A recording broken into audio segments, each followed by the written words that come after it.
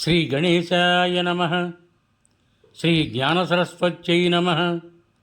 శ్రీ గురుభ్యో నమః. శ్రీ మహాగాయత్రీమాత్రే నమః.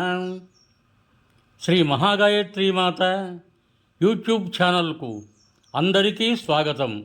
ఆహ్వానించువారు కాశీవజ్ర సుబ్రహ్మణ్య శర్మ, నిడదవోలు.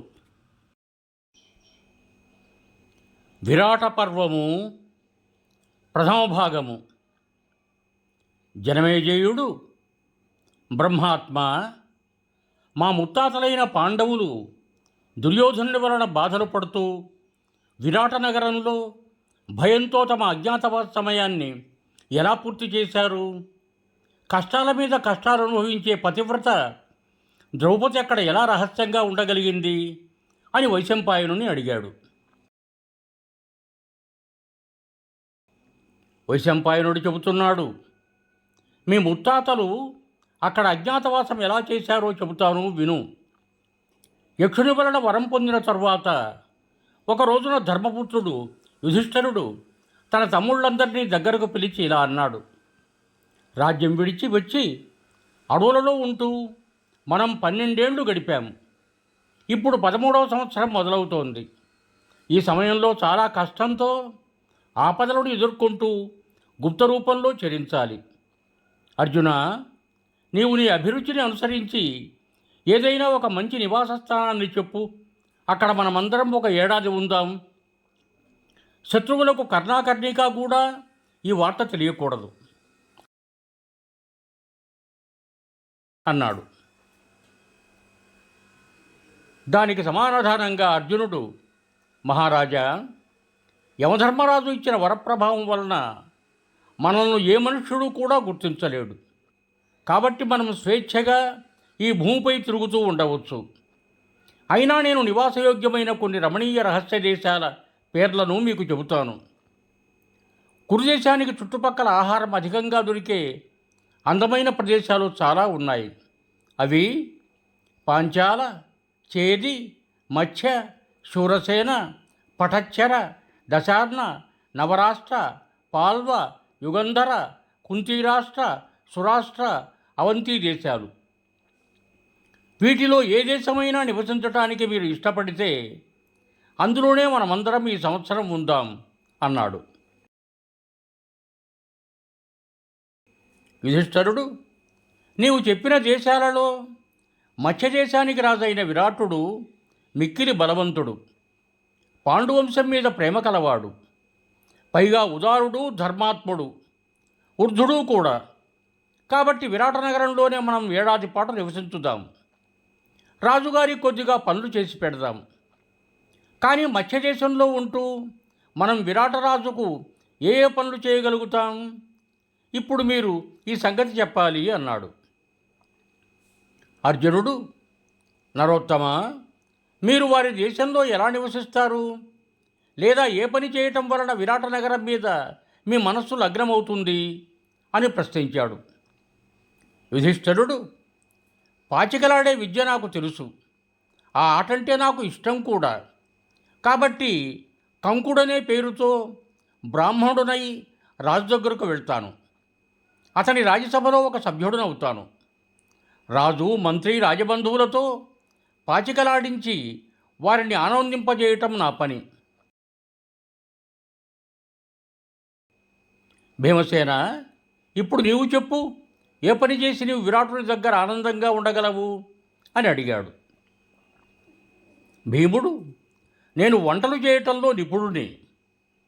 కాబట్టి వల్లవుడు అనే పేరుతో వంటలవాడిని రాజుగారి కొలువులో ఉంటాను అన్నాడు.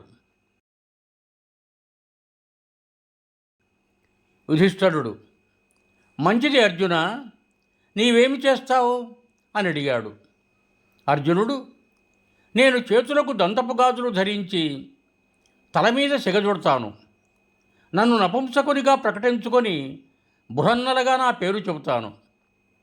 విరాటరాజు యొక్క అంతఃపుర స్త్రీలకు సంగీత నృత్య కళలలో శిక్షణ ఇస్తాను. వాటితో పాటు వారికి అనేక రకాల వాద్యాలు వాయించడం కూడా నేర్పుతాను. ఈ రీతిగా నర్తకి రూపంలో నన్ను నేను మరుగుపరుచుకోగలను అన్నాడు.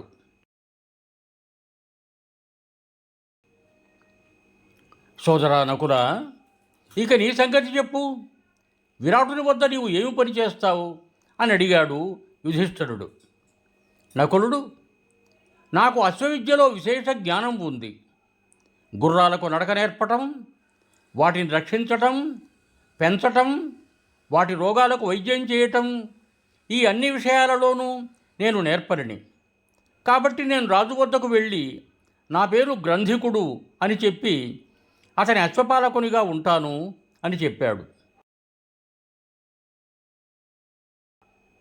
ఆపై యుధిష్ఠిరుడు సహదేవుని చూచి, తమ్ముడు, విరాటరాజు దగ్గరకు వెళ్ళి నిన్ను ఏమని పరిచయం చేసుకుంటావు, ఏ పని చేస్తూ నీవు రహస్యంగా ఉంటావు అని ప్రశ్నించాడు.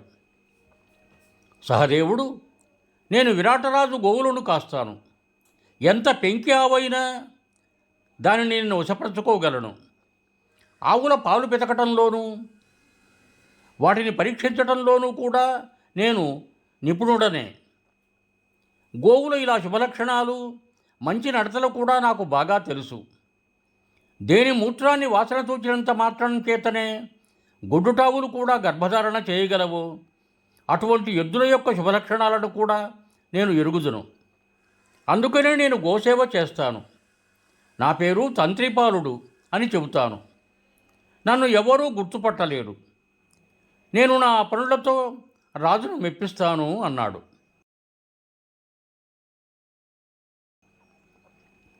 పిమ్మట యుధిష్ఠిరుడు ద్రౌపది వంక చూస్తూ, ఈ ద్రుపదుని కూతురు మనకు ప్రాణాల కంటే ప్రియమైంది.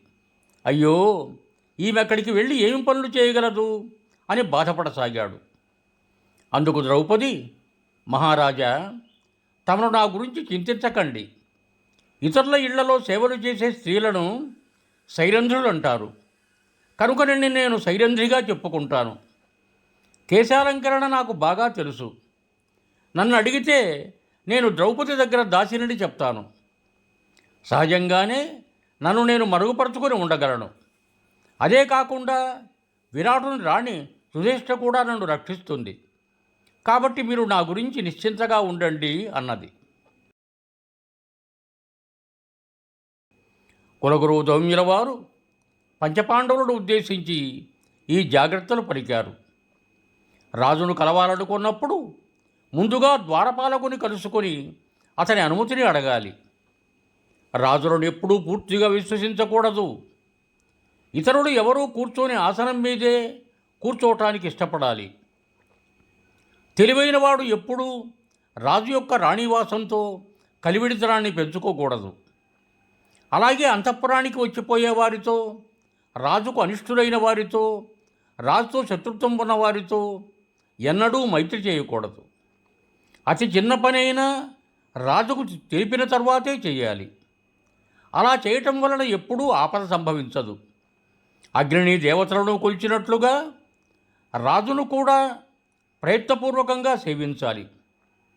అతనితో కపటంగా వ్యవహరిస్తే తప్పకుండా మరణశిక్షకు గురవుతాడు. రాజు ఆజ్ఞాపించిన పనులనే చెయ్యాలి. నిర్లక్ష్యము, గర్వము, క్రోధము సర్వదా విడిచిపెట్టాలి. ప్రియము, హితము అయిన మాటలు చెప్పాలి.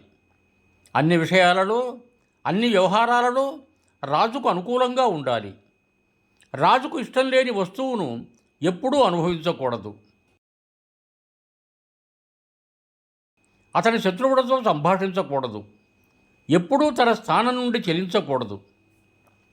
ఇలాంటి ప్రవర్తన గలవాడే రాజుల దగ్గర ఉండగలుగుతాడు అని ముందు చూపుతో మరెన్నో జాగ్రత్తలు పలికారు. సశేషం యువం భూయాత్. సర్వే జనా సుఖినో భవంతు. ధన్యవాదములు.